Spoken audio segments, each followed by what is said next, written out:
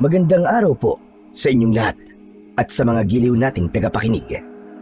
Sa araw po na ito ay mapapakinggan po natin ang buhay ng isang batang mahilig magsinungaling. Si Alon na may 10 taong gulang na bata ay makakagawa ng isang pagkakamali. Muntik mapahamak ang kanyang lolo Magat dahil sa kasalanan yon. Dala ng bugso ng damdamin ay pinalaya siya ng matanda. Dito niya makikilala ang isang bakunawang magbibigay sa kanya ng kakaibang kapangyarihan. Paano niya makukuha ang kakayahang tatapat sa pinuno ng mga aswang? Magtagumpay kaya siyang pigilan ang napipintong pagsalakay ng mga aswang? Ano-ano kaya ang mga bagay na matutuklasan niya? Ano ang mahalagang aral na matutunan ng batang sinungaling? Sama-sama po nating pakinggan ang buhay at pakikipagsapalaran ng batang isinuka ng bakunawa. Ngunit bago po ang lahat mga idol, huwag po nating kalimutang mag-subscribe at i-hit ang notification bell sa aking YouTube channel na The Voice Addict at Apong Isak para sa mas marami pang makapigilinningang kwentong aswang at katatakutan mula sa mundo ng kababalaghan. Umpisahan na po natin ang kwento. Lolo, ano po nangyari? Bakit marami po nagkalat na damit natin sa labas ng bahay? Saka po, ang lagayan po ng damit natin nasa labas din po. Diyos ko! Tinangay ng mga hayop na yun ang natitira kong ipon. Wala silang puso. Paano na? Ano ang gagawin ko? Hindi pa naman sa akin ang lahat ng yun. Bakit naman po nila tayo pagnanakawan, Lolo? Kasalanan mo! Dahil walang yakang bata ka. Pinalaki kita ng maayos. Pero anong ginawa mo? Teka, Lo, hindi ko po kayo maintindihan eh. Bakit po kayo nagagalit sa akin? Ano pong kasalanan ko sa inyo? Tinatanong mo pa? Halika nga rito, bata ka. Mapapatay kita! Lolo, tama na po. Aray-aray, bitiwan niyo po ang tenga ko.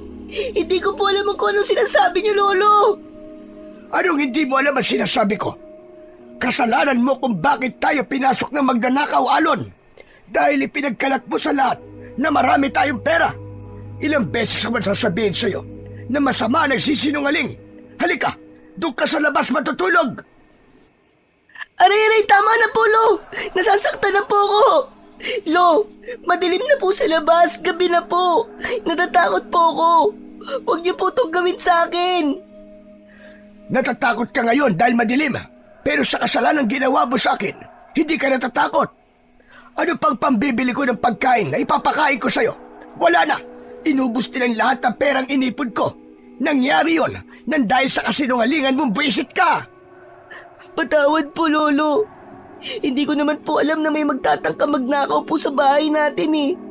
Hindi ko po talaga sinasadya, Lo. Patawad po. Anong hindi mo sinasadyang lintik ka? Matagal ka nang mahilig magsinungaling. Ugali mo na talaga yan. 3 beses sa 1 linggo kung magpatawag ang guro mo sa school dahil sa pagsisinungaling mo. Nakakahiya ka. Pinagsisisihan kong inalagaan pa kita. Kaya't lumayas ka sa pamamahay ko. Hindi kita kailangan dito. Lo, kung palalayasin niyo po, saan po ako pupunta? Kayo lamang po ang pamilya ko. Wala akong pakialam kahit saan ka pa magpunta. Pagod na ako sa'yo. Ayoko na. Hindi na kita mapapatawad. Pinagtiisan ko ugali mo dahil mahal kita. Pero sumusobra ka na. Kaya diyan ka sa labas at kahit kailan, huwag ka nang babalik sa bahay na to. Diyan ka na. Lo, buksan niyo po ang pinto. Nakikiusap po ako. Lo, buksan niyo po ito. 5 katok sa pinto ang ginawa ng may 10 taong gulang na batang si Alon habang dala ang kanyang bag dahil galing siya sa school. Umagos ang masaganang luha sa kanyang mga mata dahil kahit anong paliwanag ang gawin niya ay hindi siya pinapakinggan ng kanyang lolo. Idinikit niya ang kanyang tenga sa pinto ngunit wala na siyang naririnig na kaluskos mula sa loob ng kanilang bahay. Ngayon niya lang nakitang nagalit si Lolo Magat sa kanya dahil aminado naman siya na mali ang kanyang ginawa. Muli siyang sumigaw dahil umaasa siya na katulad ng dati ay muli siya nitong patatawarin. Ngunit Matagal na siyang nakatayo sa labas ng pintuan. Hindi na talaga siya pinagbuksan ng matanda. Lolo, sige na po! Buksan niyo na po ang pinto! Patawarin niyo na po ako, Lo! Hindi ko na po ulitin! Kasabay ng malakas na pagsigaw ni Alon, ang pagguhit din ng kidlat sa kalangitan. Kasunod ng pagdagundong ng kulog sa paligid. Bumuhos ang malakas na ulan. Kaya wala na siyang nagawa kundi ang matulog sa labas ng kanilang bahay. Hindi niya kailangang umalis dahil naniniwala siyang patatawarin din siya ni Lolo Magat. Walang kinagis ng mga magulang si Alon. Tanging si Lolo Magat lang ang itinuring niyang pamilya.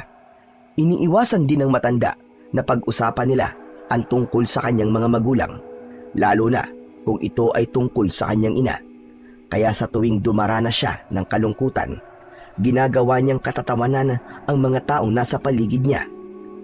Lahat ay dinadaan niya sa biro upang matakluban ang totoong lungkot sa kanyang puso. Gumagawa siya ng kung ano-anong kalokohan upang mapansin siya ni Lolo Magat, hanggang sa tuluyang nasanay na siya sa madalas niyang pagsisinungaling. Ipinamalita niya sa lahat na marami silang pera, kaya naman pinasok ng magnanakaw ang kanilang bahay at muntik ikapahamak ng matanda. Akala niya sapat ang bagay na yon na magmalaki siya sa iba upang hindi nila makita ang kanyang kakulangan.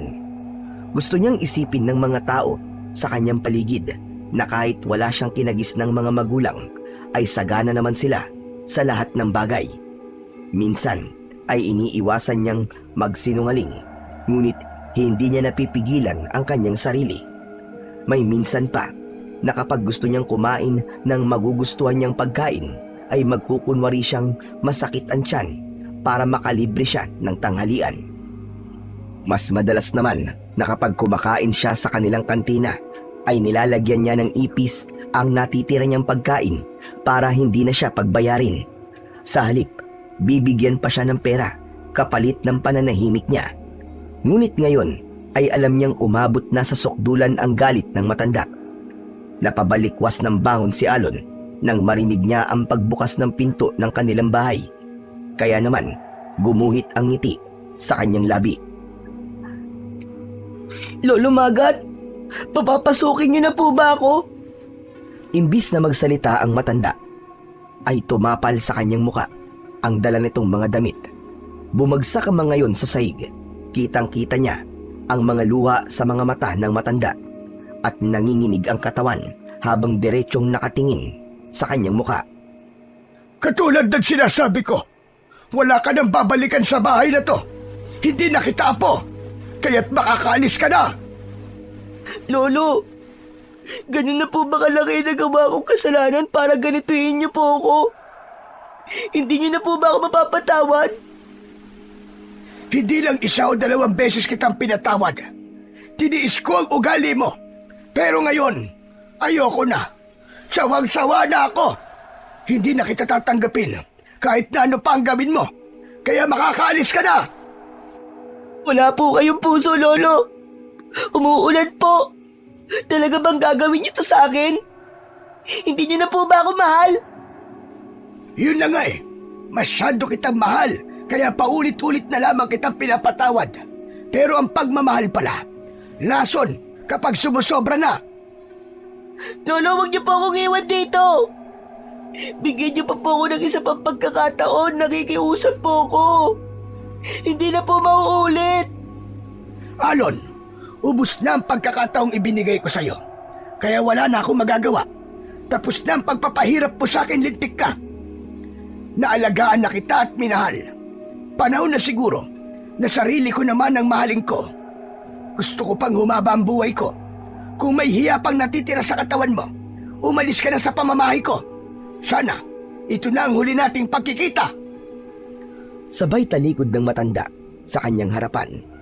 Nang mga sandaling yon, ay hindi na malayan ni Alon na pumatak ang kanyang luha mula sa kanyang mga mata at umagos yon sa tigkabilaan niyang pisngi.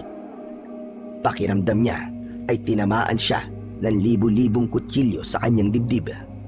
Nanginginig ang kanyang tuhod. Tila bigla siyang natauhan sa lahat ng nagawa niyang pagkakamali. Kahit malakas ang ulan, ay umalis siya sa kanilang bahay. Dati ay takot na takot siya sa kulog at kidlat. Pero ngayon, tila naglalakad siya sa alapaap. Walang pakiramdam, kundi ang humahagulgul lamang na iyak. Habang ang kanyang suot na damit ay tuluyang nabasa na ng ulan. Wala siyang dinala ni isang gamit. Pati na ang kanyang bag ay iniwan niya rin. Habang pasigok-sigok na umiiyak sa paglalakad, ay hindi na malayan ni Alon na malayo na pala ang kanyang narating. Kasabay ng malakas na ulan, habang hindi niya nakikita ang daan, napansin niyang nasa gitna na siya ng kagubatan. Ang maririnig lamang ay ang mga huni ng palaka at kulisap na kayang tumagal sa malakas na ulan.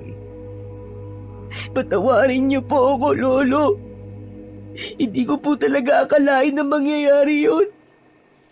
Hindi ko po sinasadya. Pabulong na saad ni Alon sa kanyang sarili. Inilinga niya ang kanyang paningin sa paligid habang ang kanyang mga mata ay naniningkit dahil sa mapding pagtama ng malakas na ulan sa kanyang muka.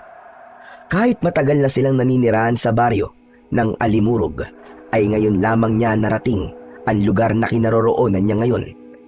Bigla ang pagsalakay ng takot sa kanyang dibdib nang halos wala siyang makitang tao sa paligid. Kaya nang makita niya ang puno ng anahaw, ay nagpasalamat siya. Pansamantala ay meron siyang masisilungan. Naupo siya sa ugat sa bahaging walang tinik, saka nahiga sa ilalim nun. Hindi niya namalayan kung paano siyang nakatulog, basta't nagising na lamang siya sa malakas na pagsigaw ng isang lalaking humihingi ng tulong. Wala na ang ulan at tahimik na ang buong paligid, kaya naman napatingala siya sa langit dahil kalmado na ang gubat. Subalit nanlaki ang kanyang mga mata nang makita ang isang lalaki na tila ba lumulutang sa ere. Kinusot niya ang kanyang mga mata dahil inakala niyang baka namamalikmata lamang siya. Ngunit bigla siyang napatago sa ilalim ng puno nang makita ang isang kakaibang nilalang. Unti-unti nitong nilulunok ang lalaking sumisigaw habang lumilipad ito sa impapawid. Dala ng takot ay mabilis siyang tumakbo papalayo sa nilalang. Diyos ko, tulungan niyo po ako! Tulungan niyo po ako, Panginoon! Halos hindi lumapat ang mga paa ni Alon sa lupa dahil sa labis na takot. Nawala ang kanyang pagod at napalitan ng mabilis na pagtibok ng kanyang puso. Maya-maya pa ay bigla siyang napatigil sa pagtakbo. Tumambad sa kanyang paningin ang kinatatakutang dagat sa kanilang lugar. Hindi niya malaman ang kanyang gagawin. Mana sanang magtatago sa halaman si Alon nang magkaharap sila ng nilalang na nakita niya kanina. Isa itong higanting serpente o dragon na may bibig na kasinlaki ng lawa. May pulang dila, balbas, hasang at malaki ang mga mata na tila kasinlaki ng buwan. Higit na mas nakakatakot ang mga kuko at kaliskis nitong kulay asul na kumikislap sa liwanag ng buwan. Mas lalo pa itong lumapit at ngumisi habang titig na titig sa kanyang muka. Bumalot ang kilabot sa buo niyang katawan at nanginig ang kanyang tuhod na hindi makapagsalita. Lalo na, bigla niyang narinig ang boses ng halimaw habang ang katawan nito ay panayang pag-alon sa ere. Naaamoy ko sa iyo ang kasinungalingan. Alam kong nakita mo ang paglunok ko sa lalaki kanina. Ganon din ang mangyayari sa batang katulad mo. Kahit hindi ka magsalita, alam kong saksakin ka na sinungaling bata. Totoo ba ang sinasabi ko? Hindi po! Hindi po ako sinungaling! Nagsisinungaling ka na naman. Tama ako sa mga sinabi ko. Hindi ko akalain na kahit mamamatay ka na, ay nakukuha mo pa rin na magsinungaling. Nakita mo ba kung ano ang ginawa ko sa lalaki kanina? Ganon din ang gagawin ko sa iyo. Wag po! Wala po ako nakita! Nakikiusap po ako! Wag niyo po akong papatayin!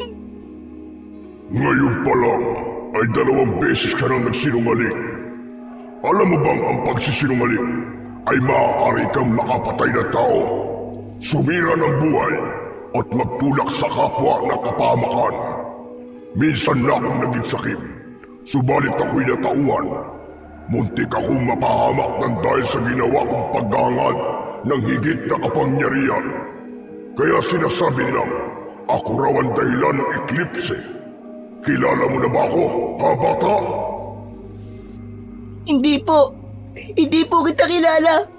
Parang awa niyo na po. Huwag niyo po akong sasaktan. Ang dahilan kung bakit wala pang nakakakita sa itsura ko ay dahil walang nakakaligtas sa akin.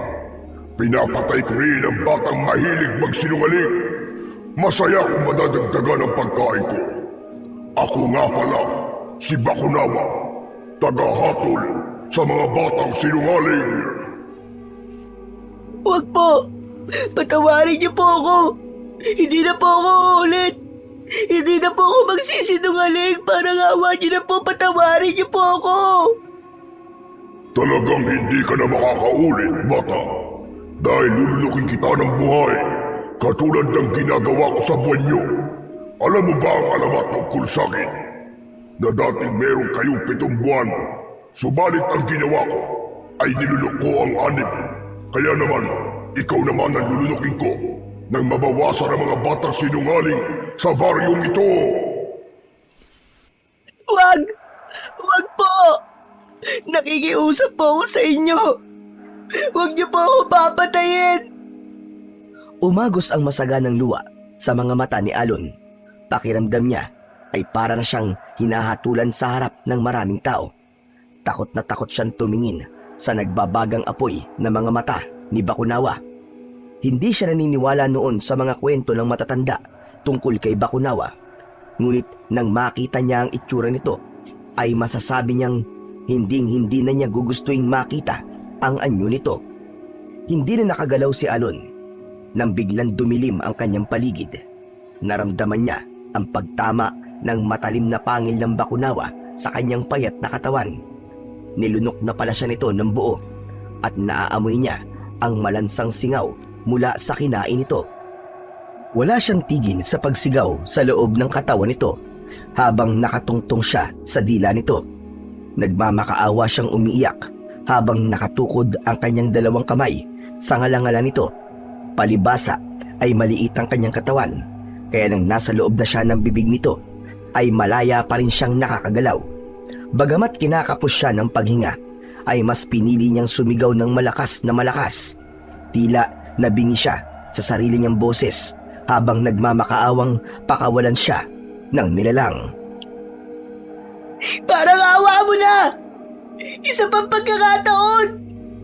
Hindi pa ako nakakahingi ng tawad kay lolo ko! Nakikiusap ako sa'yo, Bakunawa!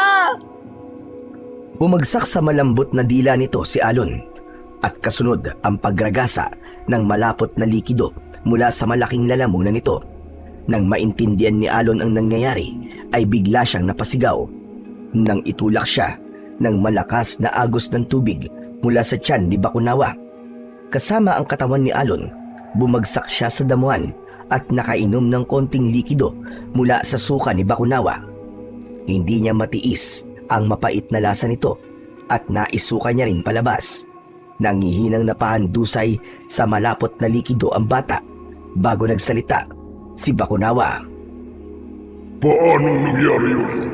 Bakit naramdaman ko ang nakakasukang lasa ng iyong katawan? Siguro ay humawak ka sa katawan ng puro ng anahaw. Kontra sa amin ang amoy nila. Tama ba? O di kaya ay may dahilan kung bakit hindi ka tinanggap ng aking sikmura? Parang awa niyo na po, Bakunawa. Bigyan niyo pa po ako ng isang pang pagkakataon upang maitama po ang pagkakamaling nagawa ko. Isang pagkakataon lang po ang hinihingi ko. Nakikiusap ako sa inyo.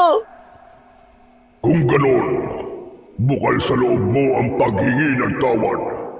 Ngunit nakikita kong mahihirapan na silang maniwala sa iyo dahil palagi kang nagsisinungaling. Ang totoo ay isang ilusyon lamang ang nakita mo habang nilulunok ko ang lalaki kanina. Dahil gusto kong maunawaan mo na ang pagsisinungaling ay hindi mabuting ugali ng isang tao, kahit ng isang batang katulad mo.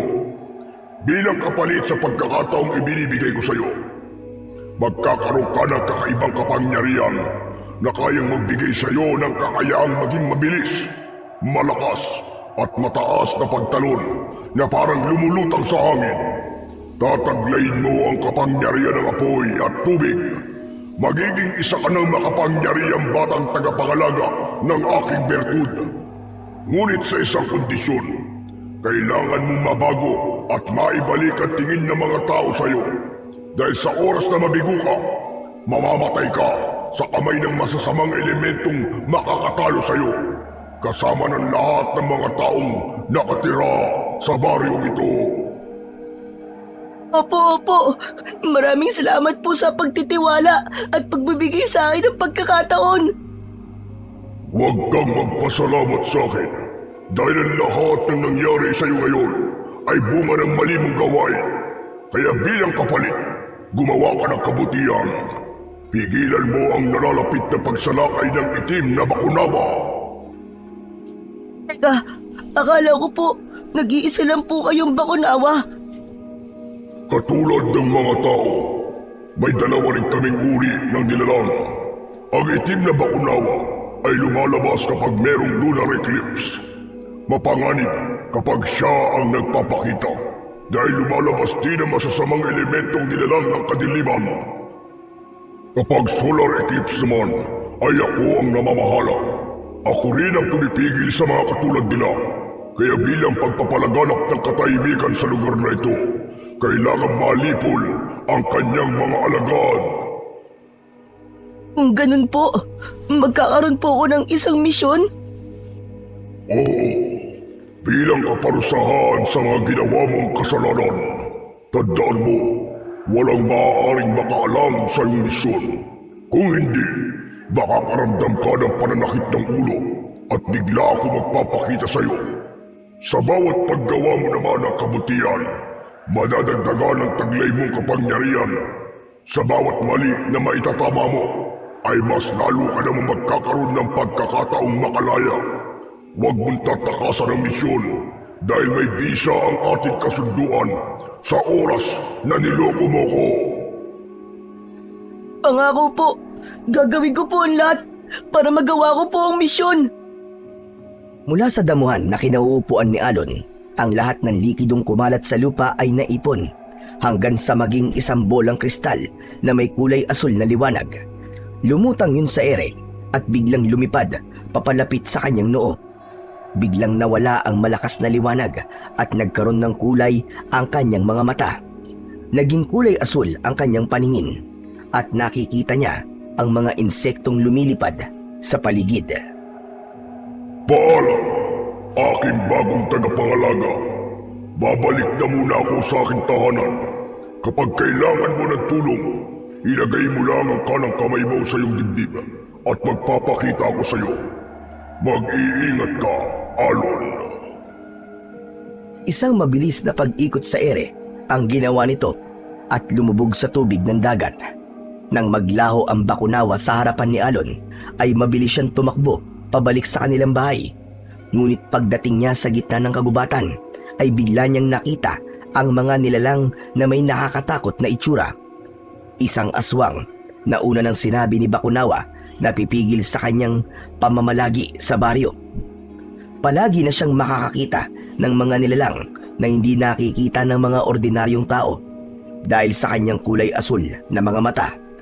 Umaangil ang mga ito habang nilalantakan ang wala ng buhay na katawan ng isang lalaking may buhat na kahoy. Nag-aagawan ng mga ito sa paglapa sa katawan ng biktima. Pagkatapos nitong maubos ang laman loob ng lalaki, ay biglang natigilan ng mga ito at humarap sa kanya. Dito niya napansin na papalapit sa kanyang kinaroroonan ang mga nilalang. 5 nilalang ang nakikita niyang unti-unting lumalapit sa kanya, habang ang naaagnas na balat ay nakalaylay sa katawan na parang tela. Ang tiyan naman ay wakwak, habang ang nag-iisang bituka ay kitang-kita sa loob dahil sa butas-butas na katawan ng mga ito. Napaatras ng hakbang si Alon dahil sa nakakatakot na anyo ng mga nilalang. Wag! Huwag kayong lalapit! Huwag kayong lalapit! Biglang nakalimutan ni Alon ang kanyang taglay na kapangyarihan dahil sa takot at labis na pagkagulat sa tinutukoy na nilalang ni Bakunawa. Natigilan siya nang sabay-sabay na sumugod sa kanya ang mga ito. Ngunit ang kanyang kamay ay biglang nagkaroon ng kulay asul na liwanag. Sa biglang pagkumpas ng kanyang kamay sa hangin, ay bigla niyang napansin na may malatubig na sumaboy sa katawan ng mga aswang. Parang binuhusan ng asido ang mga nilalang habang hindi malaman ang gagawin. Namimilog ang mga mata ni Alon. Halos nanginginig ang kanyang tuhod. Unti-unting humakbang ang mga ito papalapit sa kanyang kinaroroonan. Umalingaw-ngaw ang pag-angil sa gitna ng kakawyan. Dahilan para ang mga natutulog na mga ibong panggabi ay biglang nagliparan sa impapawid. May pagkakataon na sana para tumakas, ngunit hindi niya yun ginawa. Dahil kung hindi niya mapapatay ang mga aswang, ay baka may iba pang tao na mabibiktima ang mga ito. Dahil magkakasabay na umatake ang tatlong nilalang, ay hindi niya nagawang maiwasan ang pagtama ng kuko nito sa kanyang katawan. Nanginginig ang bibig ng nilalang nang sumubsob ito sa kanyang balikat. Ngunit ang nagliliwanag niyang kamay ay isinuntok niya sa mukha ng kalaban. Bumagsak ito ng pasadsad sa lupa at nagkikikisay na bumumula ang bibig hanggang sa tuluyang masunog. Dala ng matinding takot ng dalawang natitirang aswang ay kumaripas ang mga ito ng takbo papalayo sa kanyang kinaroroonan. Ngunit bigla niyang naramdaman ang pag-angat ng kanyang paa sa lupa at ang mataas niyang pagtalon ay nagmistulang lumulutang sa hangin. Pagbagsak niya sa tapat ng mga ito ay bigla na lamang itong sumugod habang umaangil. Bawat pagwasiwas sa ere ng mahahaba nitong mga kuko ay mabilis niyang naiiwasan. Isang naglalagablab na kamao ang tumama sa katawan ng mga ito. Tila mga papel na unti-unting nasusunog nang bumagsak ang mga ito sa lupa. Diyos ko, kung sa mga halimaw na to ay nararamdaman ko na ang takot. Paano pa kaya sa pagharap ko sa itim na Bakunawa?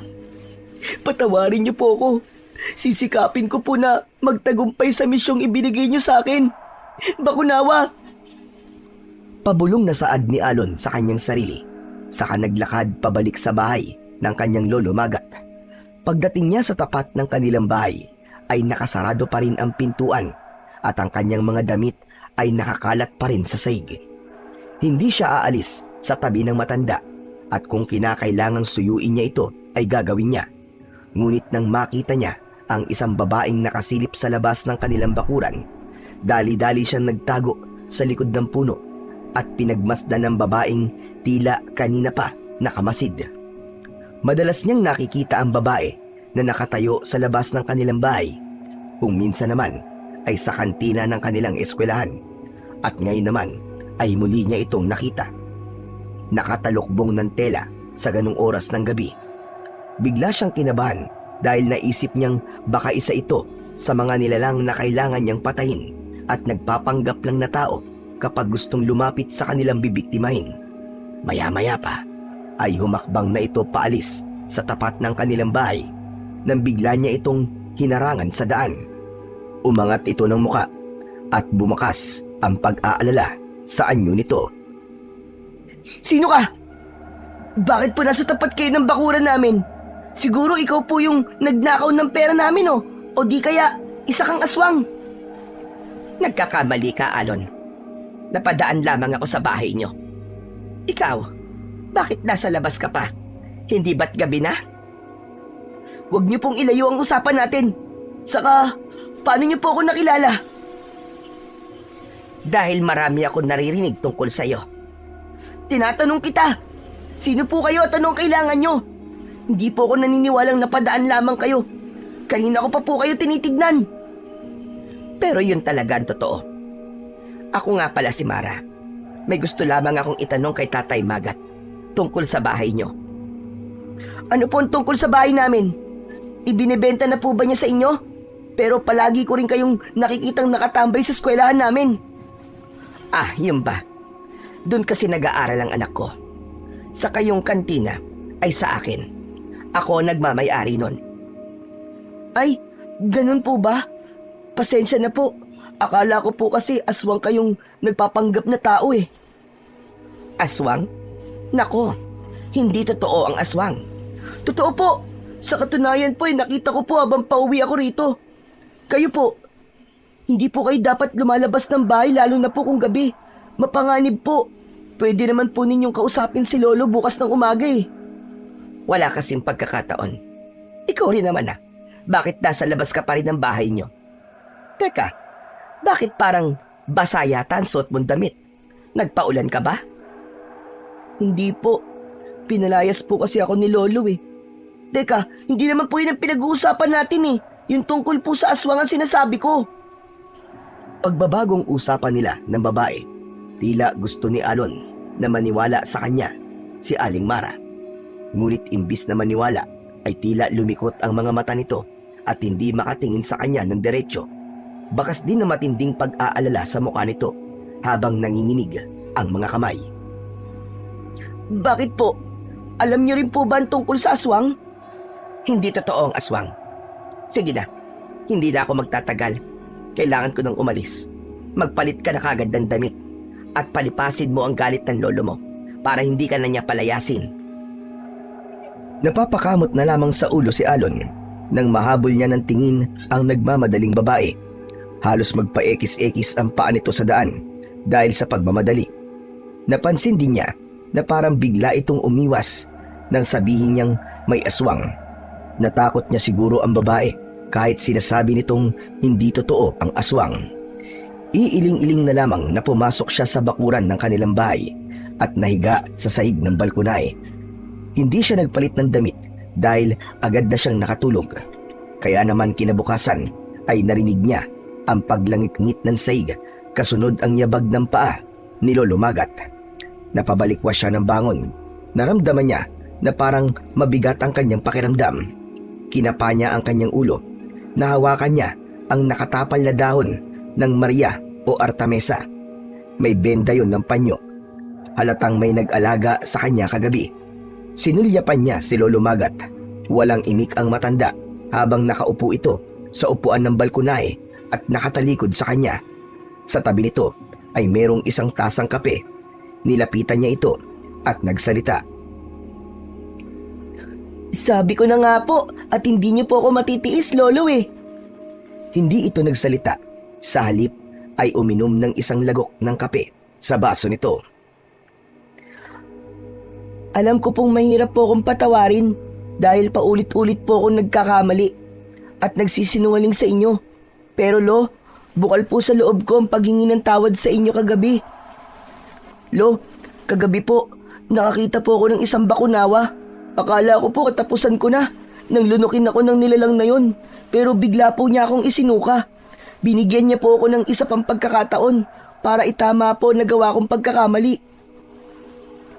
Nagulat si Alon sa biglang pagtayo ni Lolo Magat. Sinalubong ni Alon ng tingin ang nakakatakot na mata ng matanda. Bakas sa mukha nito ang tinitimping galit. Kaya naman napaatras siya dahil sa pag-aalala.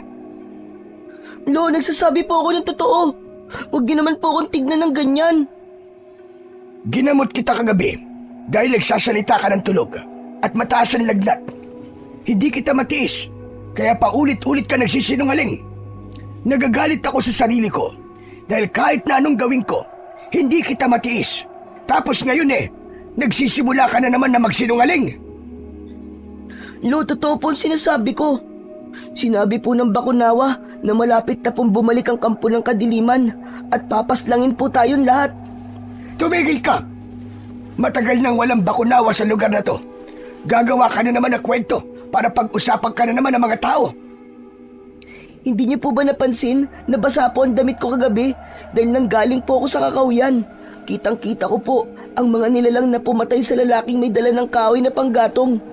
Ang mga aswang po na may naaagnas na katawan, sila po ang nakita kong pumatay sa lalaki. Paano pa ako maniniwala sa'yo? Matagal nang tapos ang kwento tungkol sa mga aswang na amalanhig. May lagnat ka kagabi at hindi mo naramdaman lumabas ka ng bahay. Itigil mo na to. Ang nakita mo kagabi ay ilusyon mo lang. Nagdideliryo ka dahil sa taas ng lagnat mo. Kasalanan ko po kung bakit hindi niyo ako pinaniniwalaan. Pero totoo po, totoong may aswang na amalanhig. Mabuti naman at alam mo kung ano ang kasalanan mo. Ang tungkol sa kapangyarihang ibinigay ng Bakunawa sa isang tao. Aba, ang may karapatan lamang nun ay ang mabubuting bata. Hindi katulad mo na ubod ng sinungaling. Nangyari po yun dahil bukal po sa loob kong paghingi ng tawad. Binigyan po ako ni Bakunawa ng pagkakataon para mabuhay at itama po nagawa kong pagkakamali. Biglang naalala ni Alon ang tungkol kay Aling Mara. Alam niyang nagsisinungaling din sa kanya ang matanda. Kaya kailangan niyang gawin yon para mapaniwala niya si Lolo Magat na totoo ang mga sinasabi niya. Ay lo, kagabi po nakita ko po si Aling Mara. Malinaw ko po nakita ang mukha ng babaeng nagpunta rito habang nakatingin po sa pintuan ng bahay natin. Balak daw po niya kayong kausapin tungkol po sa bahay.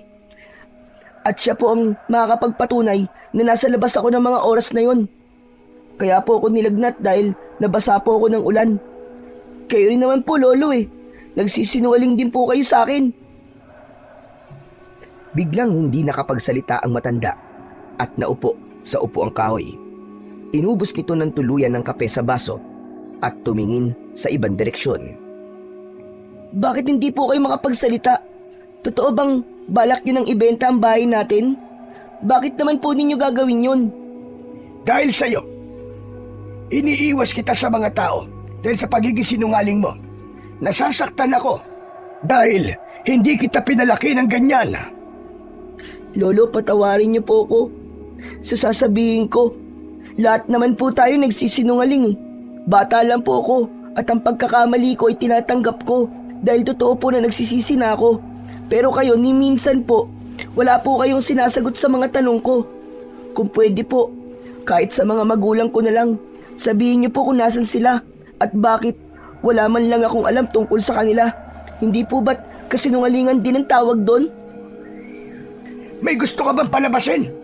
Sinasabi mo bang wala akong karapatang magalit sa'yo dahil isa rin akong sinungaling? Ganun ba?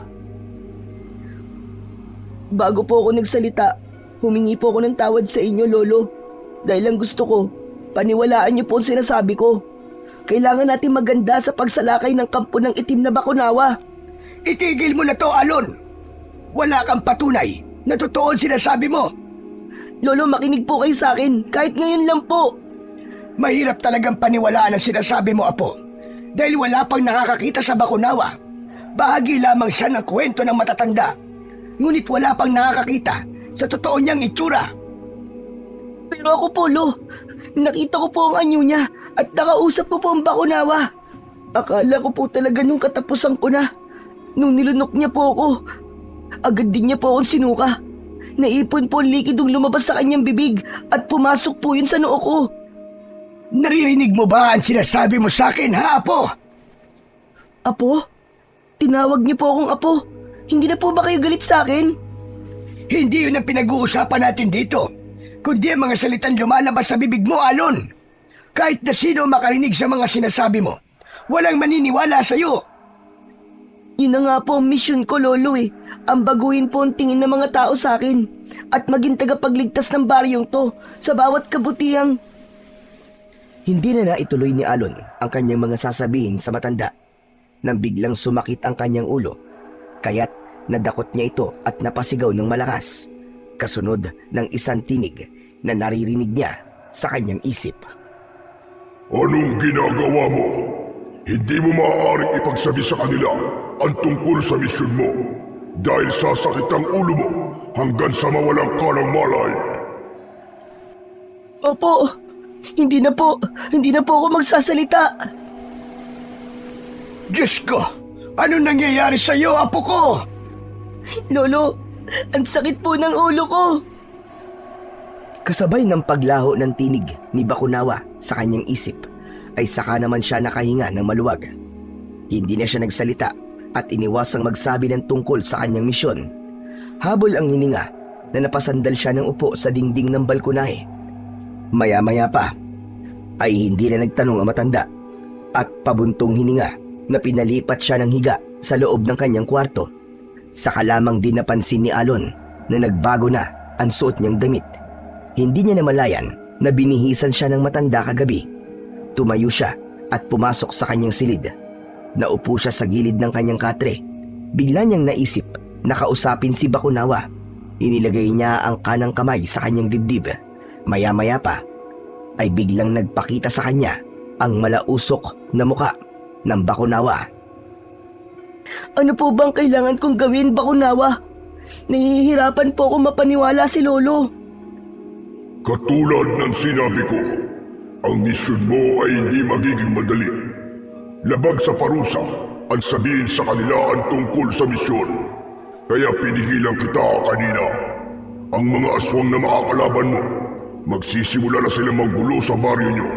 At mas hahaba ang oras ng gabi kaysa sa umaga na hindi naman mahahalata ng mga tao. Ngunit isa yung pagsisimula ng banta sa buhay ng mga taong nakatira sa baryo ito. Tungkulin mo na pangalagaan ang lahat ng mga tao rito. Mabilis na naglaho si Bakunawa. Kasabay naman ng pagpasok ng matanda sa loob ng kanyang kwarto.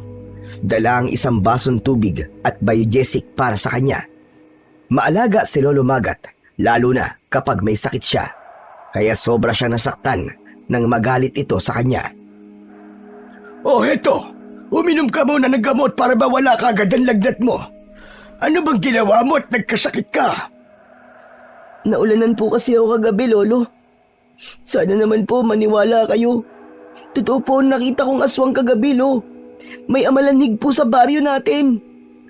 Gusto ko man paniwalaan ang sinasabi mo. Ngunit hindi ko magawa. Palagi kang nagsisinungaling. At hindi ko alam kung nagsasabi ka ba ng totoo. Gusto niyo po bang ilarawan ko pa po sa inyo ang kanilang mga itsura?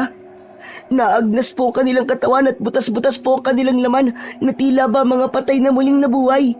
Ang kanilang mga balat po ay nakalaylay na akala ko po ay damit nila. Mabaho po ang singaw ng kanilang katawan na tila nabubulok po. Ang lalaki po na pinatay nila kagabi ay pinagtulungan po nilang kainin. At sa ikadalawang araw ay mabubuhay ulit siya para maging isa ng amalanhig na ipapasa nila ang pagiging aswang sa kanilang biktima sa oras na makagat nila ito at malawayan. Para mapatay ang amalanhig ay kailangan silang sunugin. Takot din sila sa tubig kahit sa tubig ng ulan. Kaya ang dapat sa kanila ay patayin ng kapangyarihang apoy at tubig.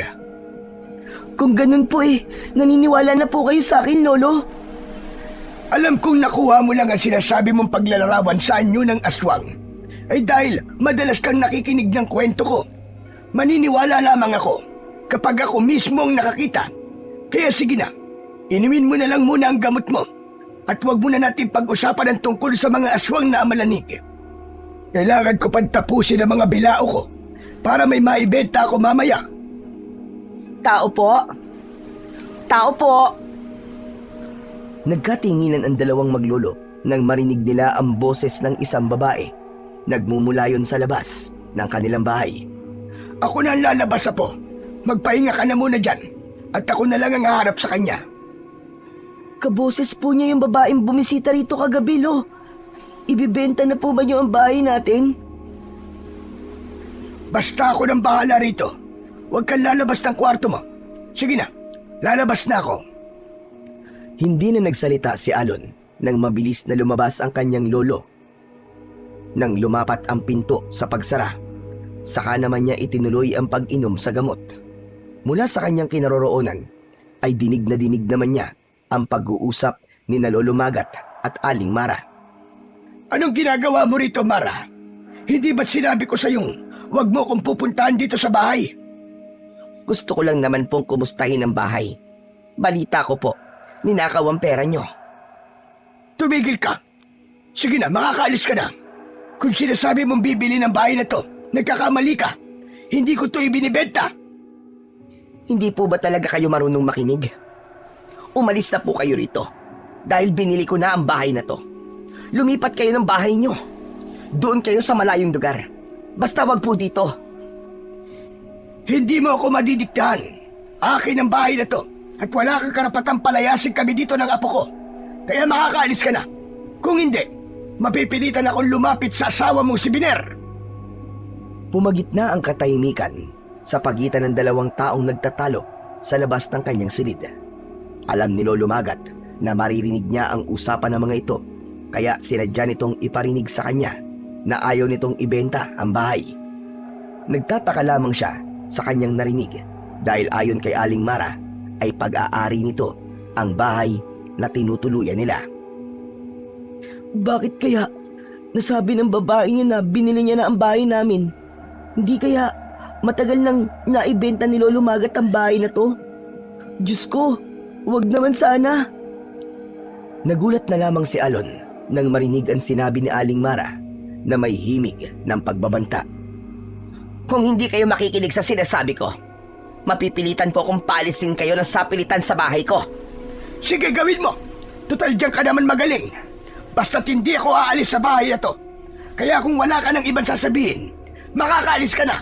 At hindi na ako makikipag-usap sa'yo kahit na kailan. Mabuti pa nga.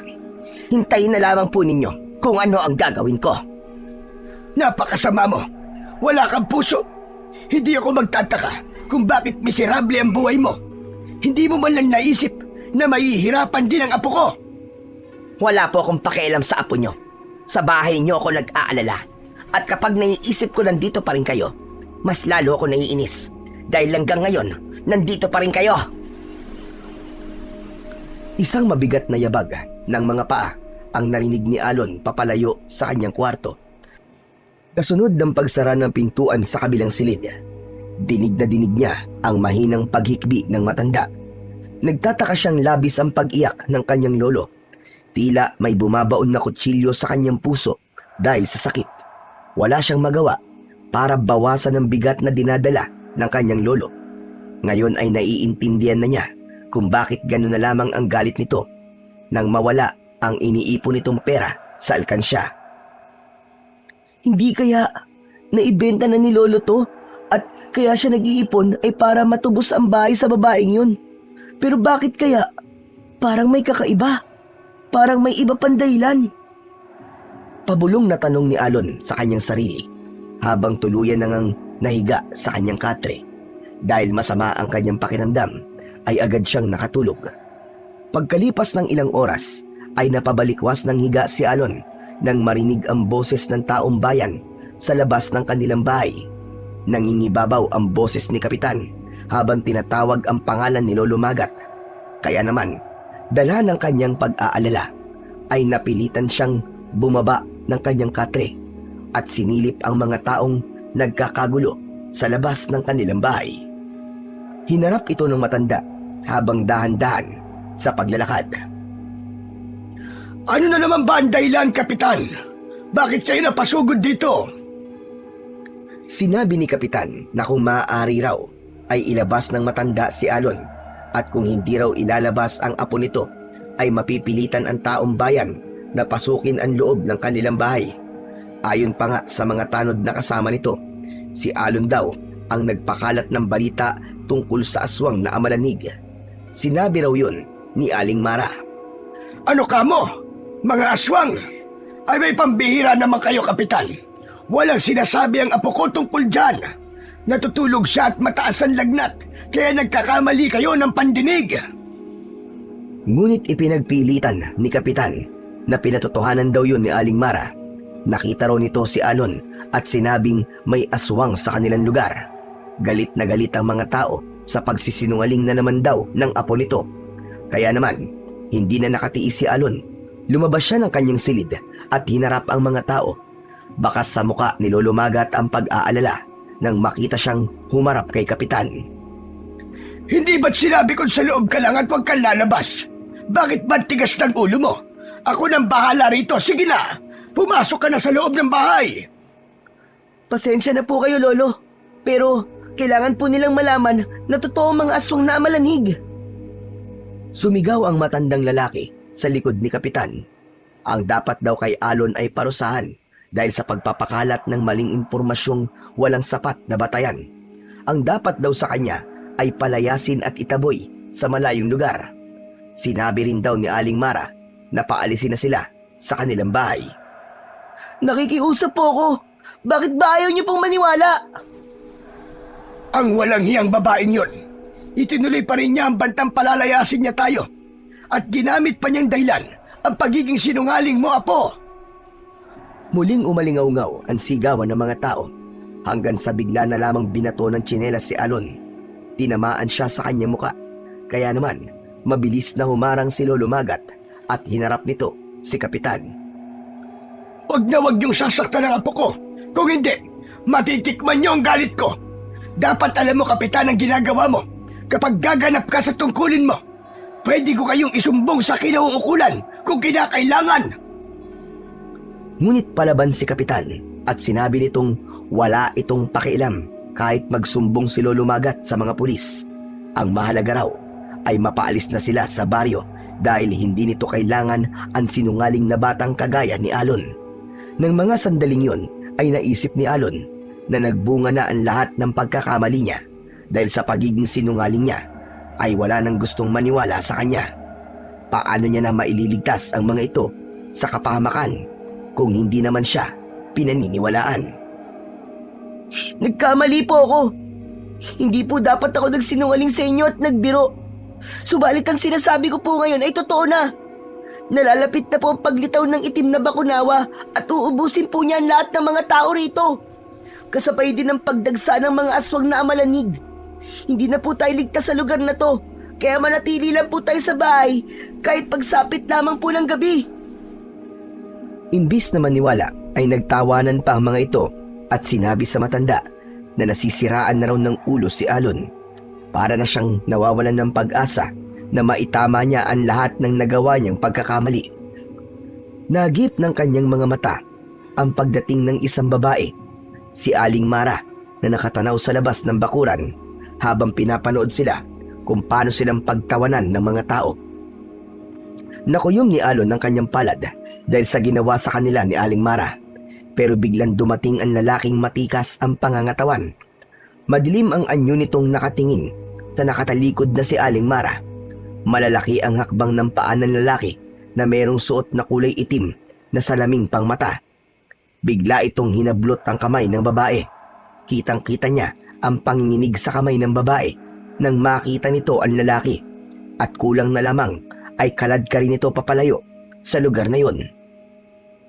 Dahil sa kapangyarihan ni Alon, malinaw niyang nakikita at naririnig ang usapan ng dalawa. Maging ang malalaking pasa at latay sa likod ng babae ay nalantad din sa kanyang paningin. Bumundol ang kaba sa kanyang dibdib dahil kahit bata pa siya ay alam niyang biktima si Aling Mara ng pambubugbog ng malupit nitong asawa. Tila nakita rin yon ni Lolo Magat kaya't hindi napansin ni Alon ang batong tatama sa kanyang muka. Mabuti na lang at nagawa niya yung masalo habang ang kanyang paningin ay nakatingin pa rin sa direksyong umaabanting sasakyan. Hanggang sa tuluyang makalayo ang kotseng sinakyan ng mag-asawa bago niya binalingan ang mga tao na natulala sa kanyang ginawa. Bigla niyang naalala na baka nakikita rin ng mga ito ang malakas na liwanag na bumabalot sa kanyang kamao at mga mata. Binitiwan niya ang bato at muling nagpaliwanag. Tama na po! Hindi niyo po ako dapat saktan. Ayaw po namin ng gulo. Kung ayaw niyo po maniwala, ay hindi ko po kayo pipilitin. Dahil sa mga narinig ng mga tao, ay nagpasya ang mga ito na umalis na lang at iwanan ang maglolo sa labas ng bahay. Ngunit sinabi ni Kapitan na hindi raw ito titigil hanggat hindi sila napapaalis. Kaya naman, nag-aalalang lumapit sa kanya si Lolo Magat. Bago nagsalita, ay humugot muna ito ng malalim na buntong hininga. Malungkot ang kanyang mukhang napatingin siya sa matanda. Nakita mo na ba, Apo? Nakita mo na ba ang bunga ng labis sa pagsisinungaling? Wala nang naniniwala sa'yo. Pati po ba kayo, Lo? Hindi na rin po kayo naniniwala sa akin? Hay nako, Apo. Masisisi mo ba ako kung bakit nahihirapan ako maniwala sa'yo? Bakit po, Lo? Ako lang po ba ang sinungaling sa baryong to? Inamin ko naman po ang pagkakamali ko. Kaya hindi ko po lubos maisip kung bakit kailangan nila akong palayasin. Dalawang uri ang pagsisinungaling, Apo. Paglilihim para sa ikabubuti ng lahat at pagtatago sa katotohanan dahil yun ang nararapat. Ano man ang kahinatnan, naniniwala akong magiging maayos din ang lahat ng ito. Totoo po ang sinasabi ko, Lo. Malapit na po maganap ang sinasabi ng gabay kong Bakunawa. Huwag ka na munang magbanggit-banggit ng kung ano-ano, Apo. Nang hindi na maulit ang pagsugod ng mga tao sa ating bahay. Sige po. Hindi na lamang po yun ang pag-uusapan natin. Gusto ko lang po talaga magtanong, Lo. Sino po ba talaga si Aling Mara? Bakit kailangan niya po tayong paalisin sa bahay natin? May mga bagay na hindi mo na kailangan malaman, Apo. Usapang pangmatanda ito. Dahil po ba bata pa po ako? Pero naiintindihan ko na po kung ano ang nakita ko kanina. Hindi po ba't nakita niyo rin kung anong ginawa ng lalaking yun kay Aling Mara? Malinaw ko rin po nakita na pasapaw nasa katawan niya. Paano mo nakita, Apo? Sinabi ko naman po sa inyo na may kapangyarihan po ako. Ibinigay po to sa akin ni Bakunawa. Ang dalawang klase po ng kakayaang tataglayin ng batang isinuka ng Bakunawa ay ang magkaroon ng bilis at lakas. Kung ganon, totoo ang sinasabi mong nakakausap mong Bakunawa? Opo, at siya rin po nagsabi na may paparating po na malaking kaguluhan. Dahil babalik na raw po ang itim na Bakunawa para patayin ang mga tao dito sa baryo. Ang sabi po niya ay makakaranas daw po tayo ng mahabang oras ng gabi kapag daw nagsimula na ang itim na Bakunawa. Diyos ko, hindi maaari ang sinasabi mo. Naramdaman ni Alon ang pagbalot ng malakas na enerhiya sa kanyang katawan. Kaya nalaman niyang naniniwala na sa kanya si Lolo Magat.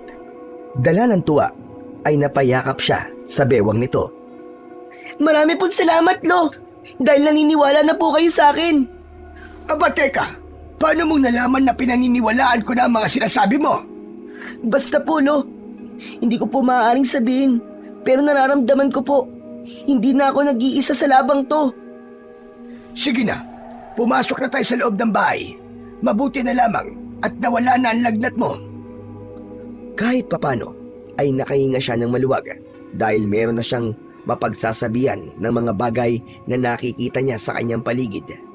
Pagpasok nila sa loob ng kanilang bahay ay umupo sila sa upuang kahoy parap sa lamesa. Tumayo si Lolo Magat at lumapit ito sa lagayan ng kanilang mga damit. Binuksan ito ang pinto ng lumang aparador at kinuha nito ang maliit na tambol na halos kasinlaki lang ng kanilang timba bago ibinigay ng matanda kay Alon. Ano pong gagawin ko dito, Lolo? Hindi po ba isa tong tambol? Hindi lang yan basta tambol, Apo. Isang makapangyarihang tambol yan na magtataboy sa masasamang enerhiya sa paligid. Pero hindi naman po ako marunong tumugtog nito eh. Kahit hindi ka magaling tumugtog ng tambol, ang mahalaga, patugtugin mo yan sa oras na dumating ang itim na Bakunawa. Kaya ginugulo niya ang mga tao sa baryo dahil alam niyang tahimik ang lugar na ito. Ngunit kung ito ay maingay, hindi sila makakalapit at masasaktan sila sa pamamagitan ng tunog ng tambol. Mas maganda kung mas marami ang magpapatugtog. Pinagmasdang mabuti ni Alon ang kulay lupa na tambol at 2 stick na magbibigay buhay sa instrumentong ibinigay sa kanya. Pagkatapos nilang mag-usap ni Lolo Magat, ay nagpaalam na rin ang matanda na kailangan itong magluto ng kanilang hapunan. Nang mga sandaling yon ay malapit ng dumilim, kaya nagpasya si Alon na magpahangin muna sa labas ng kanilang balkonay. Subalit, hindi pa man siya natatagalan sa kanyang pagkakaupo, ay natanaw niya ang lalaking nakasuot ng kulay itim na salamin. May 2 itong kasamang mga lalaki na nagpaiwan sa labas ng bakuran malapit sa kotse na pag-aari ng lalaki. Napatayo si Alon at pinagmasdan ng anyo nito. Ni hindi ito ngumiti at tila kung sino na basta na lamang sinuri ang kanilang bahay hanggang tumingin ito sa gilid ng kanilang tahanan. Hindi na siya nakatiis kaya agad niya tong tinanong. Manong, ano po ang kailangan nyo? Ang sabi ng asawa ko, kaya palagi siya nandito. ay dahil bahay niya raw ito. Nabili na raw niya ito sa matanda. Totoo ba yun? Ano po? Pero wala po akong alam sa sinasabi niyo eh. Bahay po namin to. Wala ka pang alam. Kaya tawagin mo ang matanda na siyang nakakaalam na dapat niyang isagot sa akin. Bilisan mo, dahil marami pa akong gagawin. Brusko at istriktong utos ng lalaki sa kanya. Malakas siyang sumigaw para tawagin ang kanyang lolo. Maya-maya pa ay narinig nila ang yabag ng paa ni Lolo Magat. Ilang saglit lamang ay lumabas ang matanda at nagtanong kay Alon kung bakit ito tinatawag. Kasi po, Lolo, si ano po eh. Ako ang asawa ni Mara. Gusto ko lang malaman kung totoo bang nabili na niya ang bahay na to. Apo, pumasok ka na muna sa loob. May pag-uusapan lang kami ni Biner. Sandali, huwag mong papasukin ang bata. Kasi sabi niya kanina, wala raw siyang alam tungkol sa bentahan ng bahay. Pera ko ang ginamit ni Mara. Kaya siguro naman, may karapatan ako magtanong. At may karapatan din ang batang yan na marinig ang pag-uusap natin. Mag-uusap tayo, pero hindi dapat marinig ng bata. Ganun ba? Hindi ba't galit kayo sa mga sinungaling? Ang totoo, matagal na kitang pinamamanmanan sa mga tauhan ko. Hindi na ako nakatiis sa mabagal na proseso ng mga inupahan ko. Kaya gumastos pa ako ng pera para lamang magnakaw sa bahay nyo. May gusto lang akong malaman. Nagkataon naman na ang apo mo ipinamamalitang marami kayong pera. Kaya naisip kong baka nanggaling pa yon sa pera ng asawa ko na galing naman sa akin. Kung totoong binili niya na ang lupa, nasaan ang kasunduan? Tila tumigil ang oras ng mga sandaling yon dahil hindi nakapagsalita si Lolo Magat habang nakatingin ito sa lalaking nakilala lamang niya sa pangalang Biner. Nagtataka si Alon sa mga ikinikilos ng mga tao sa paligid niya. Ngunit isa lang ang alam niya. Nagsisinungaling din sa kanya si Lolo Magat. Hindi nito sinabing matagal na nitong ibinenta ang bahay. Mas lalo siyang nag-alala nang maramdaman niya ang kakaibang takot na bumalot sa kanyang dibdib. Habang pinagmamasdan ang lalaking nasa harapan nila, hindi siya makagalaw sa kanyang kinatatayuan. Ipinagdasal na lamang niya na sana ay hindi totoo ang kanyang mga narinig. Lolo, totoo po bang ibinenta niyo na po ang bahay kay Aling Mara? Apo ko, saglit lang at huwag ka munang sumabay. Aba, may naaamoy akong samaan ng loob dito ah. Tumigil ka! Ano ba talaga kailangan mo?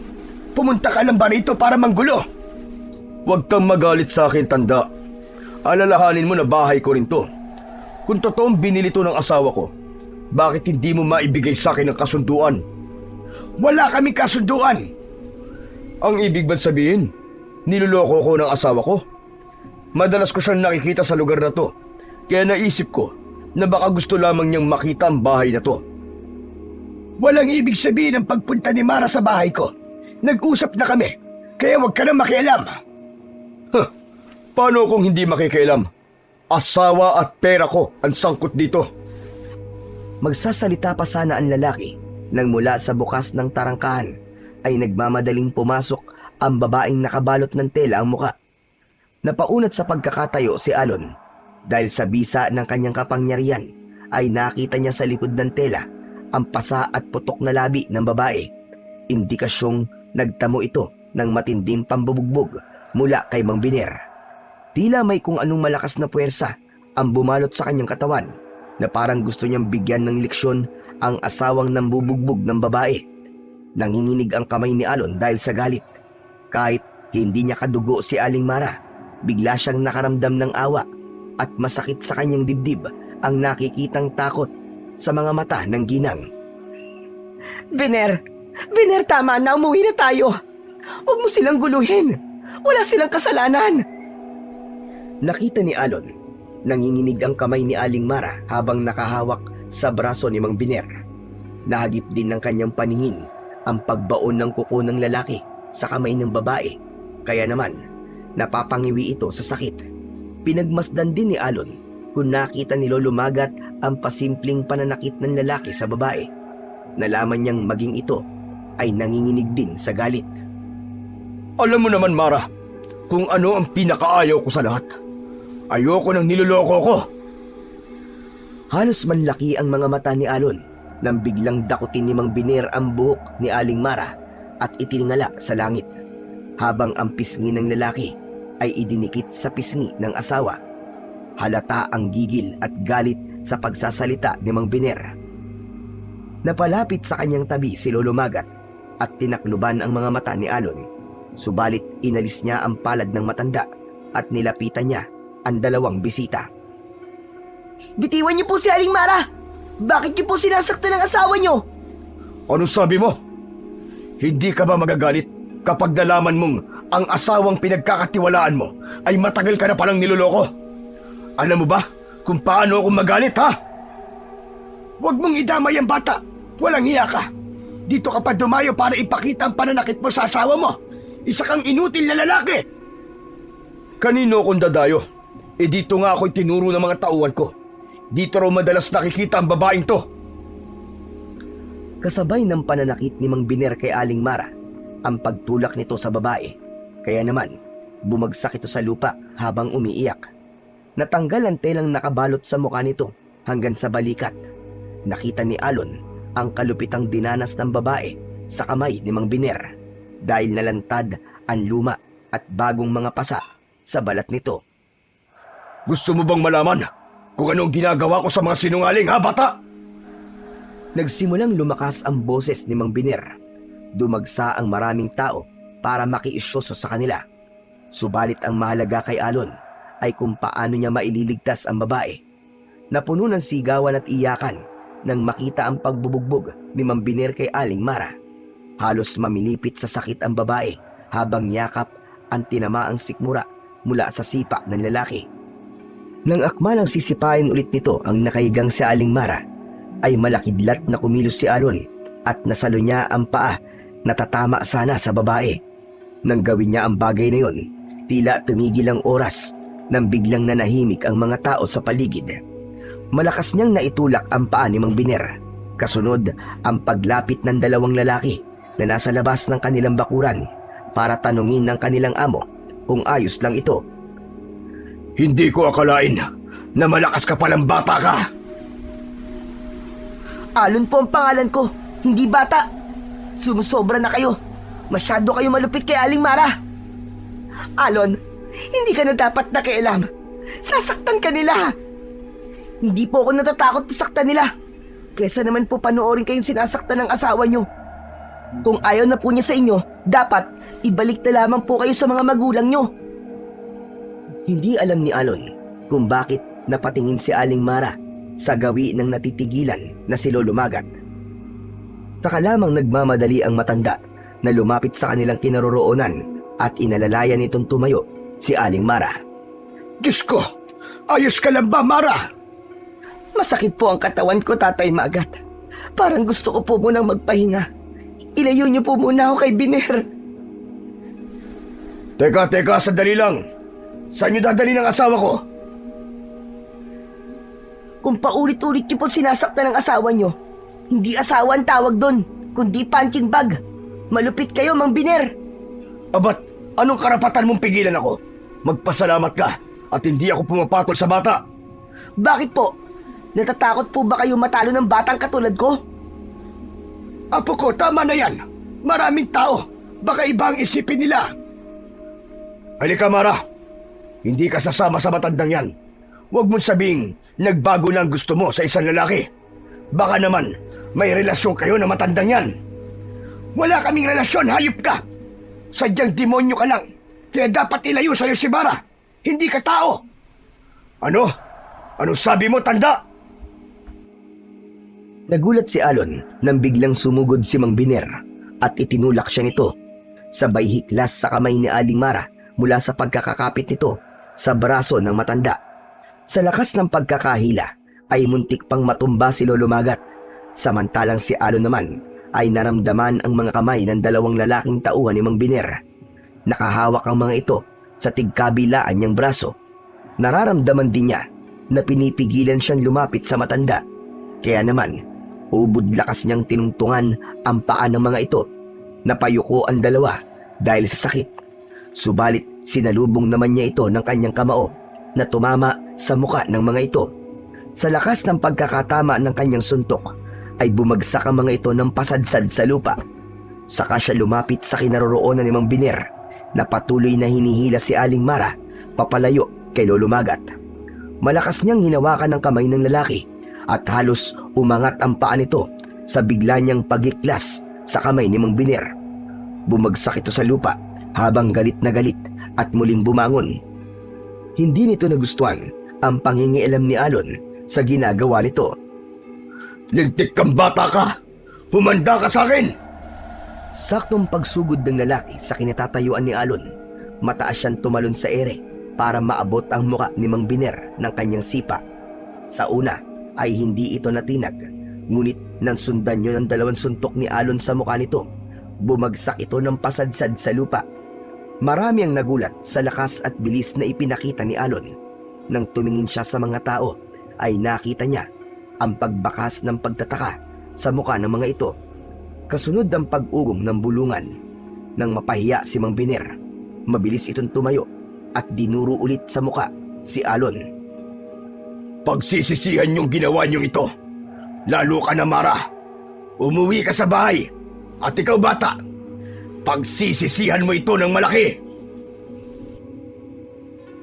Mabigat ang yabag ng paa na naglakad dito papalayo sa kanilang bahay, habang ang mga tao naman ay hindi umaalis sa kanilang kinatatayuan. Kaya naman, nagkaroon ng pagkakataon si Alon na sabihing may banta ng aswang sa paligid. Akala niya maniniwala na ang mga tao sa kanya dahil ipinakita niya ang kanyang lakas. Ngunit halata ang pagkadismaya sa mga muka ng mga ito. Sabay tawanan pagkatapos ay tumalikod. Naramdaman ni Alon ang malakas na enerhiya sa kanyang katawan na parabang nadagdagan ng kanyang lakas. Dahil siguro yun sa kabutihang ginawa niya kay Aling Mara. Sandali lang po! Huwag po muna kayong umalis! Maniwala po kayo, totoo po sinasabi ko! Mamayang gabi po, iwasan niyo po muna lumabas ng bahay. Maglagay po kayo ng mga pangontra sa labas ng pintuan niyo at maganda po ng mga pampaingay. Habang nagsasalita si Alon, ay patuloy lamang sa paglalakad ang mga tao. Ni hindi nilingon o pinakinggan ang babalang sinasabi niya. Sa halip, narinig niya sa isang lalaki na nagsisinungaling na naman daw siya. Masyado raw siyang pasikat upang makuha ang simpatya ng mga tao. Tila kutsilyo yun na bumaon sa kanyang dibdib. Parang nawawala na siya ng pag-asa na mababago pa niya ang tingin ng mga tao sa kanya. Kaya naman, nahabol na lamang niya ng tanaw ang taong bayan. Kasabay ng pag-andar ng kotse ni Mang Biner, ang pagkalat naman ng katahimikan sa kanyang paligid. Malungkot siyang sumulyap sa kinatatayuan ni Lolo Magat habang inaalalayan nito ang nanghihinang si Aling Mara. Kaya lang, hindi niya maiwasan na mabuo ang maraming katanungan sa kanyang isipan, na kahit sa murang edad niya ay alam niyang merong itinatagong lihim sa kanya si Lolo Magat. Isang katanungan na gusto niyang marinig ang kasagutan. Wala siyang imik na sumunod sa dalawa papasok sa kanilang bahay. Pagdating nila sa loob ay mabilis na kumilos si Lolo Magat para ikuha si Aling Mara ng mga gamot sa luma nitong aparador. Saka lamang nagsimulang mapahagulgul ng iyak si Aling Mara. Tumagal halos ng ilang oras ang panggagamot ng matanda sa babae. Ni hindi narinig ni Alon na nag-usap ang mga ito tungkol sa nangyari. Saktong pagdilim ng paligid ay biglang lumitaw ang malakas na liwanag sa kanyang noo. Mula sa labas ay napansin niya ang paikot-ikot na gabay niyang bakunawa. Hindi niya natatandaan na tinawag niya ito, kaya naman upang hindi makalata ang kanyang mga kasama ay lumabas siya sa kanilang bahay at iniwan niya ang dalawa. Bakit po kayo nagpakita sa akin? May mahalaga lamang akong ipaparating sa iyo. Mamaya ay sasalakay na ang mga aswang na amalanig. Sabihan mo mga tao na kahit na anong mangyari ay huwag na huwag silang lalabas ng kanilang bahay. Mag-iingat ka dahil marami ang makakalaban mo. Pero paano po yun? Hindi nga po sila naniniwala sa akin eh. Kahit na ano po sabihin ko, hindi sila nakikinig. Ano pong gagawin ko? Nawawalan na po ako ng pag-asa na makakamit ko pa po ang pagbabago sa kung ano po ang tingin nila sa akin. Ngayon lamang po nagiging malinaw sa akin ang lahat na ito po pala ang epekto ng kasalanang nagawa ko. Huwag mong masyadong damdamin ang sinasabi ng iba. Ang mahalaga ay nakikita ko naman na ginagawa mo ang tama. Sa katunayan, 2 beses ka nang gumawa ng kabutihan sa iyong kapwa. Sapat na yun para masabing hindi ako nagkamali ng pagpili sa iyo. Pero natatakot po ako, mahal na Bakunawa. Baka po mabigo lamang ako at tuluyan yung paslangin. Hindi ako ang papatay sa iyo, Alon. Kapag nabigo ka, ang pinuno ng aswang na amalanhig ang papatay sa iyo. Subalit ngayong gabi ay magaganap na ang pag-aalay sa itim na Bakunawa at natitiyak kong kapag nalaman nilang ikaw ang nagtataglay ng kapangyarihan ko, ay pagtatangkaan nila ang iyong buhay. Aagawin nila ang bertud sa noo mo. Bumundol ang kaba sa dibdib ni Alon nang marinig niya ang sinabi ng Bakunawa. Kaya nang maglaho ito sa kanyang paningin, ay malungkot siyang bumalik sa loob ng kanilang bahay. Subalit hindi niya inaasahan ang maririnig na pag-uusap ng dalawa. Ang tigas po kasi ng ulo nyo eh. Sinabi ko na po sa inyo na umalis na lamang po kayo sa baryo. Kailan ka pa ba niya binubugbog? Bakit nagtitiis ka sa lalaking yon? Alam naman po ninyo kung gaano kalaki ang impluwensya ni Biner. Kung nalayasan ko po siya, saan naman po ako pupunta? Sa malayo, yung kahit na anong gawin niya ay hindi ka niya mahanap. Bakit hindi ka magtago sa probinsya ng nanay mo? Imposible po yun, Tatay Magat. Alam naman po ninyo na hindi siya titigil hanggat hindi niya ako nahahanap.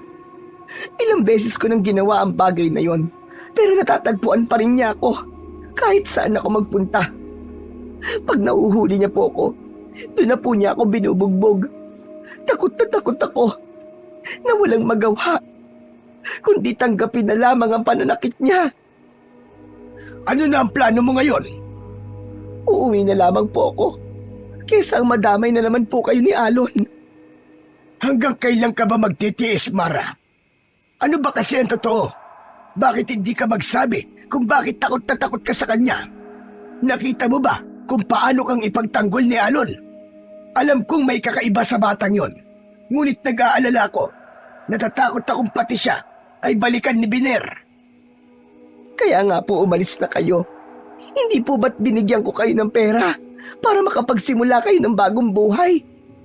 Lumayo kayo sa amin kaya nakikiusap po ko. Bukas na bukas din, umalis na kayo.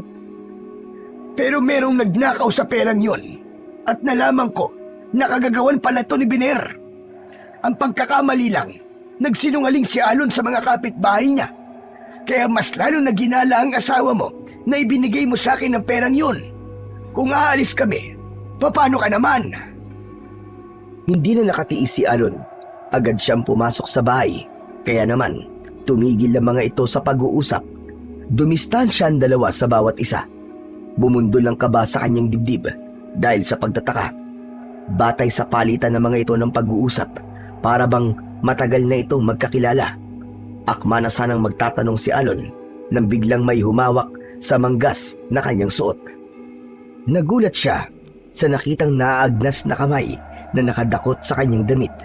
Ganon din ang paglabas ng dilaw na uod sa mga nabubulok nitong laman.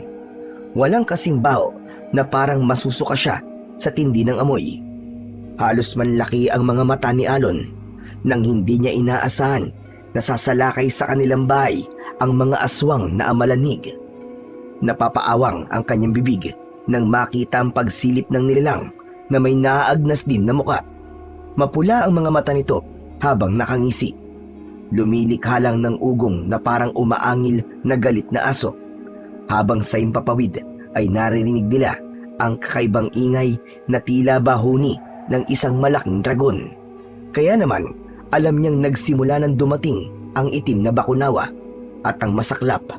Naririnig niya ang mga nagkakagulong mga tao habang humihingi ng tulong.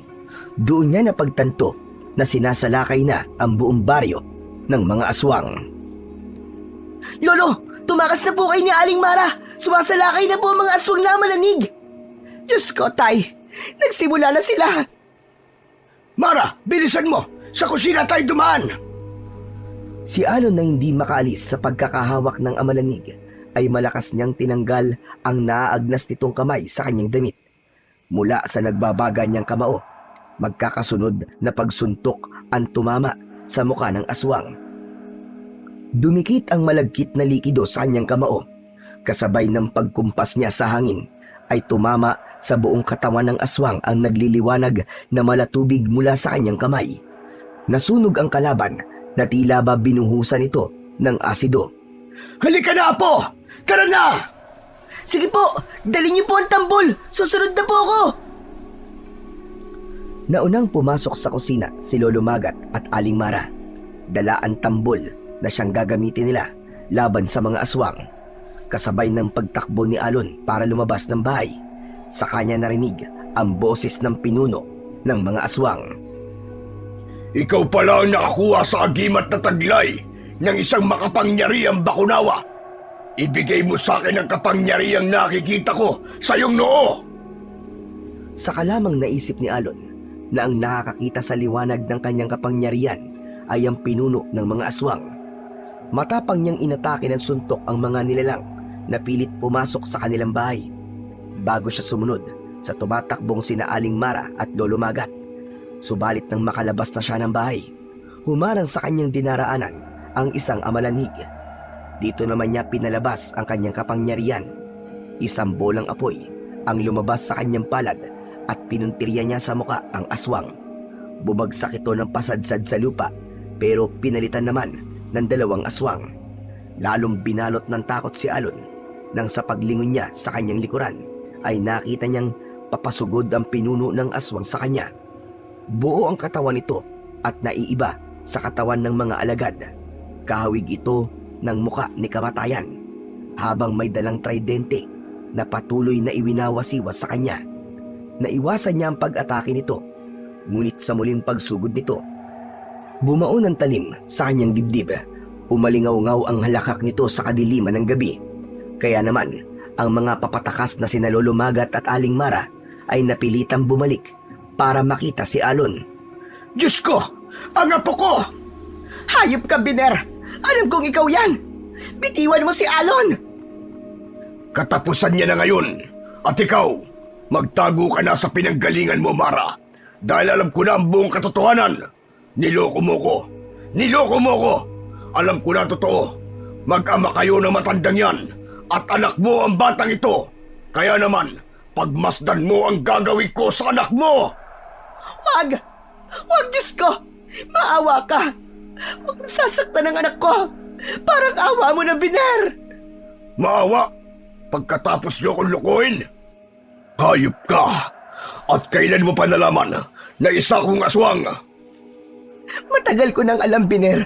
Kaya ilang beses kong sinubukan na iwanan ka. Dahil kampon ka ng kadiliman. Bitiwan mo ang apo ko kung ayaw mo magsisi! Wala akong pagsisisihan, tanda. Nakikita ko sa katawan ng batang ito ang likido ng suka ng isang bakunawa.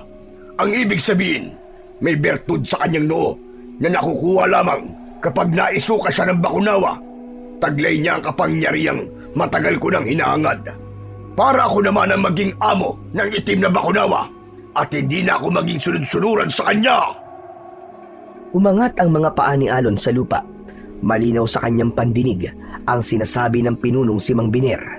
Nanlalabo na ang kanyang mga mata habang ang talim ng tridente ay nakabaon pa rin sa katawan niya. Kaya dama pa rin niya ang sakit. Katulad ng usapan nila ng bakunawa. Tinuktok niya ng 2 beses ang kanyang dibdib at mula sa impapawid ay lumitaw ang isang malaking bakunawa. Sumalubong dito ang nagwawalang itim na bakunawa.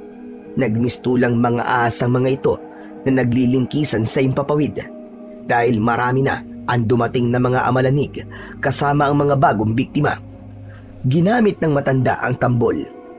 Naupo ang mga ito sa damuhan katabi ng umiiyak na si Aling Mara habang ang mga bakunawa ay patuloy sa paglalaban sa itaas. Si Alon naman ay unti-unti nang nakakawala sa tridente. Isang malakas na paggalaw ang ginawa niya at sa isang iglap, nakalapit siya sa kinaroroonan ng pinuno. Naramdaman din niya ang unti-unting paghilom ng kanyang sugat sa kanyang katawan. Malakas na sinuntok ni Alon ang muka ni Mang Biner. Nabitiwan nito ang hawak na tridente. Ito mismo ang ginamit niyang pagpatay sa pinuno ng aswang. Kitang-kita niya ang malakidlat na tumulay sa tridente at pinuntirya nito ang nakahandusay na pinuno na si Mang Biner. Sa una ay bumalik muna ito sa dating anyo bilang tao bago tuluyang nasunog ang katawan. Habang ang mga tao sa kanyang paligid ay humihingi ng tulong sa kanya, nilapitan niya ang mga aswang na amalanig at isa-isa niyang iniligtas ang mga ito. Kasabay ng pagragasa ng malatubig niyang kapangyarihan mula sa kanyang nagbabagang kamao, bumalot ang malakas na liwanag sa katawan ng mga aswang. Sabay-sabay silang nasunog at naglaho sa kanilang paningin. Tanging ang natitira na lamang ay ang 2 bakunawa na naglalaban sa impapawid, habang si Alon lamang ang nakakakita.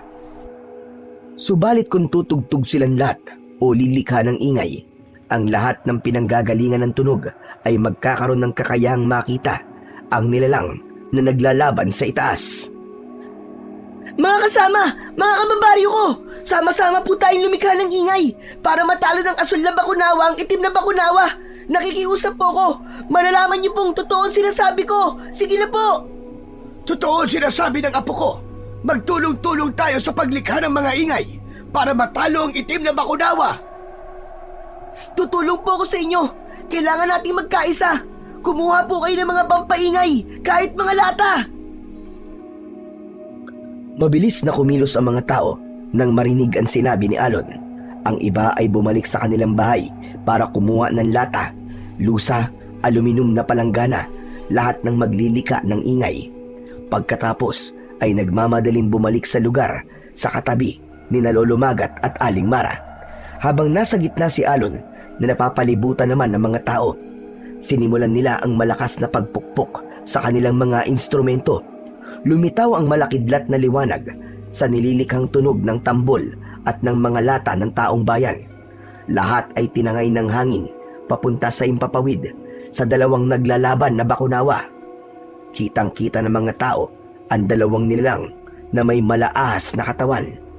Natatalo ang kulay asul na bakunawa, subalit nang umalingaw-ngaw ang malakas na tunog, tila nasasaktan ang itim na bakunawa. Umingay ang paligid sa pagsama-sama ng tunog. Pati ang kapangyarihan ni Alon ay lumiwanag ang katawan ng asul na bakunawa. Nasunog ang katawan ng itim na bakunawa at nasaksihan yun ng mga tao.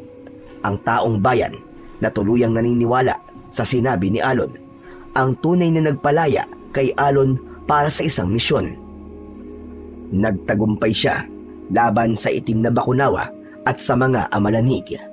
Nagpasalamat ang mga tao sa batang si Alon. Sumilip ang maliwanag na sikat ng buwan na tumanglaw sa kinaroroonan ng mga tao.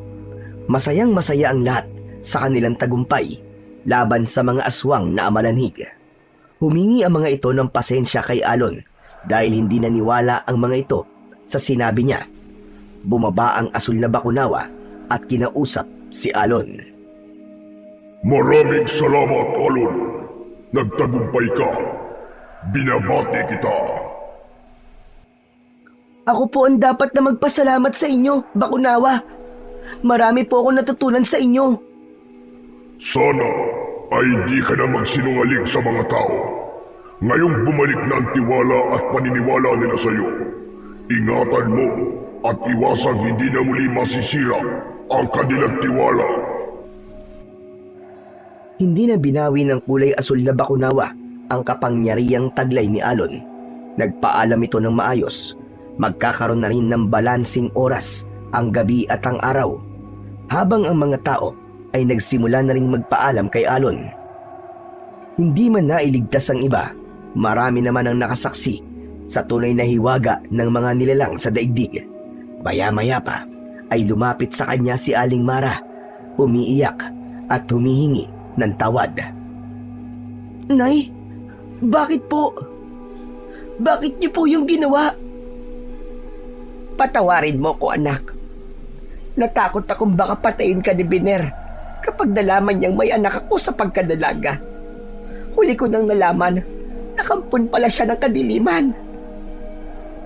Kaya pala pinipilit mo kaming umalis dito. Patawarin niyo kung dalawa, Tay, Alon. Anak, alam ng Diyos kung gaano ko kayo kamahal. Pasensya na rin po kung nahuli po ako ng dating para iligtas ka. Kung alam ko lang po na ako pala ang binabantayan niyo sa tuwing nakikita ko po kayo sa kantina, nagkaroon po sana ako ng pagkakataon na mas makilala ko pa po kayo. Ang mahalaga, Apo, anak, nakalaya na ang baryo laban sa kampo ng kadiliman dahil sa tulong ng Bakunawa. Patawarin mo ako, Apo, dahil hindi kita pinaniwalaan kagad at itinago ko sa iyo ang buong katotohanan. Maraming salamat po sa Diyos dahil binigyan niya po ako ng pagkakataon para magbago. Tuluyan nang naintindihan ni Alon na ang pagsisinungaling ay tila isang sumpa na kayang sumira sa buhay ng tao. Sa mundong hitik sa kasinungalingan, ang salita ay may kapangyarihang bumuo at magwasak. Isa sa pinakamalaking kalaban ng katotohanan ay ang kasinungalingan, isang lason na kayang sirain ang tiwala, pagkakaibigan at mismong dangal ng isang tao. Bagamat may mga nagsasabing ang kasinungalingan ay minsan daw puti o inosente, ang katotohanan ay nananatiling buo. Ang pagsisinungaling ay walang maidudulot na maganda. Sa tuwing ang tao ay nagsisinungaling, tila nilalagyan niya ng peking maskara ang kanyang muka, nagtatago sa likod ng ilusyon na kanyang nilikha. Maaaring pansamantalang makalusot, ngunit darating at darating ang oras na ang maskara ay masisira at ang tunay na muka ay mahahayag. Sa puntong yon, ang kasinungalingan ay hindi na simpleng salita, kundi isang sugat na lumalalim sa puso ng bawat taong mabibiktima ng iyong kasinungalingan.